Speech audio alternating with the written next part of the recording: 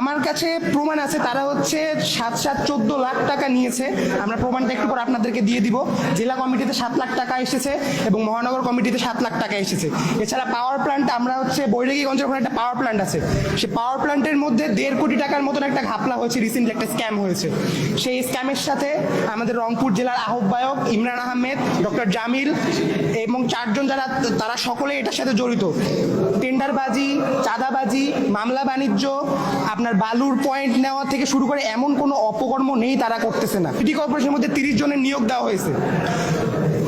ইমরান আহমেদ নিজের মুখে স্বীকার করছে সে নিয়োগটা দিছে। আমার প্রশ্ন আপনাদের কাছে, দেশের মানুষের কাছে, সে নিয়োগ দেওয়ার কে? সে নিয়োগ দেওয়ার কে? তার স্টেকটা কি যে সে নিয়োগটা দিবে? আমরাও কোনোদিন এক্সপেক্ট করিনি যে আমাদের ভাই ব্রাদাররা কাজ করবে মানুষকে টেন্ডার নিয়ে দেওয়ার জন্য, মানুষকে জমি দালালি করে দেওয়ার জন্য, মানুষকে আসামি বানায় দেওয়ার জন্য, মানুষের থেকে টাকা খাওয়ার জন্য। যেহেতু এইসব অন রেগুলার বেসিস চলতে আছে, তারা জুয়া পতিতালয় থেকেও টাকা খাইতে ছাড়তেছে না। এরকম লজ্জাজনক অবস্থান থেকে আমরা আমাদের অবস্থানটা ক্লিয়ার করে দিচ্ছি।